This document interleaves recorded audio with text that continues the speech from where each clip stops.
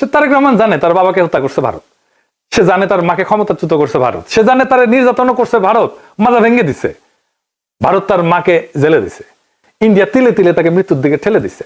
আর এটাও সে জানে সে না পারছে এটা ঠেকাইতে, না পারছে নিজেকে রক্ষা করতে। তাই এই কম্প্রোমাইজ তার শক্তি না, এটাই তার দর কষাকষির পুঁজি। দিল্লির চোখে বিএনপি মানে এমন একটা দল যাকে ম্যানেজ করা যায়, নেগোশিয়েট করা যায় যার সাথে, এবং প্রয়োজনে তাকে বদলায় ফেলা যায়। এবং বিএনপি কে ইন্ডিয়া আস্তে আস্তে বদলায় ফেলতেছে, তারে আর একটা আওয়ামী লীগ বানায় ফেলতেছে। আজ ইন্ডিয়ার বিএনপি কে দরকার, কারণ জামাত অতিরিক্ত শক্তিশালী হয়ে গেছে।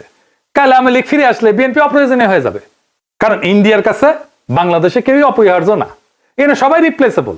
আওয়ামী লীগ চলে গেছে, এখন ধরেছে বিএনপি কে, বিএনপি চলে যাবে আরেকজনকে ধরবে। তাহলে প্রশ্নটা ভারত কাকে ক্ষমতা চায় এটা না, আসল প্রশ্ন হচ্ছে বাংলাদেশ কি আবারও একটা কম্প্রোমাইজড অ্যাক্টরকে নিজেদের ভবিষ্যৎকে লিখতে দিবে, নাকি এইবার এমন একটা রাষ্ট্র বানাইতে চাইবে যাকে ক্ষমতায় রাখতে কারো দরকার পড়ে না, ইন্ডিয়ার দরকার পড়ে না, আমেরিকার দরকার পড়ে না, চীনেরও দরকার পড়ে না, যে নিজের শক্তিতে জনতার শক্তিতে ক্ষমতায় থাকতে পারে। যতদিন এই প্রশ্নের উত্তর না আসবে বাংলাদেশের সরকার বদলাবে কিন্তু রাষ্ট্র বদলাবে না, রাষ্ট্র একই রকম থাকবে। সেজন্যই দেখছেন না সংস্কার করতে চায় না বিএনপি, কারণ কম্প্রোমাইজড অ্যাক্টর দিয়ে কখনোই একটা সার্বভৌম রাষ্ট্র তৈরি হয় না, করা যায় না। ভারত কাকে চায় এটা গুরুত্বপূর্ণ না, প্রশ্ন হইতেছে ভারত যাকে চায় না সে কি টিকে থাকতে পারে কিনা। আমাদের এমন রাষ্ট্র করতে হবে, আমাদের এমন নেতা বাইছে নিতে হবে ইন্ডিয়া যাকে চায় না কিন্তু সে টিকে থাকতে পারে। ইতিহাস একটাই জিনিস দেখাইছে, দিল্লি যাকে ম্যানেজ করতে পারে সে সরকার দেশ চালায় না, সে শুধু সময় পার করে, সে শুধু সম্পদ পাচার করে, সে জনগণকে কেয়ারও করে না, জনগণের ভোটেরও দরকার পড়ে না। আজ দিল্লি যদি বিএনপির দিকে তাকায় তাহলে সেটা ভালোবাসা না, সেটা দিল্লির প্রয়োজনই। কাল প্রয়োজন বদলাইলে ইন্ডিয়ান ন্যারেটিভ বদলাবে, ইন্ডিয়ার পার্টনার বদলাবে, ইন্ডিয়ার ভালোবাসাও বদলাবে, মানুষ বদলাবে না।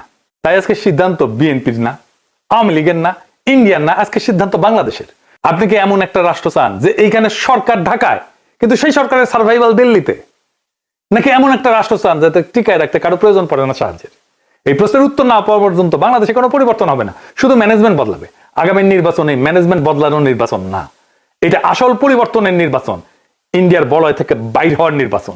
সেই নির্বাচনে বিজয়ের লক্ষ্যে আগান।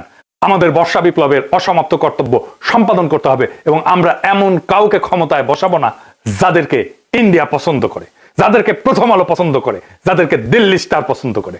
আমরা এমন কাউকে ক্ষমতায় আসবো যারা প্রথম আলো, দিল্লি স্টার, ইন্ডিয়া সবার চোখে চোখ রেখে বাংলাদেশের মানুষের সাথে লড়াই করতে পারবে।